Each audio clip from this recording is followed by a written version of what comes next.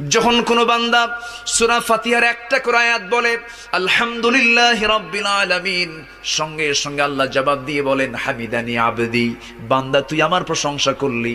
আর রহমানির রহিম যখন বলে আল্লাহ বলেন আসনা আলাইয়া আবদি। মালিক ইয়াউমিদ্দিন যখন বলে আল্লাহ বলেন মাজ্জাদানি আবদি। এরপরে যখন বলে ইয়াকা না'বুদু ওয়া ইয়াকা নাস্তাঈন পর্যন্ত যখন বলে আল্লাহ বলেন বান্দারে তুই আমার কাছে কি চাস, প্রাণ খুলে চারে বান্দা। ইহদিনাস সিরাতাল মুস্তাকিম থেকে শুরু করে নিয়া ওয়ালাদ-দাল্লিন পর্যন্ত যখন বান্দা বলে তখন আল্লাহ বলেন বান্দা নামাজের মধ্যে এমন প্রেমের খেলা খেললি বান্দা, তুই যা চাইলি সব আমি আল্লাহ কবুল করলাম। ওই বান্দা যখন রুকুতে যায় আল্লাহ তখন অস্থির হন।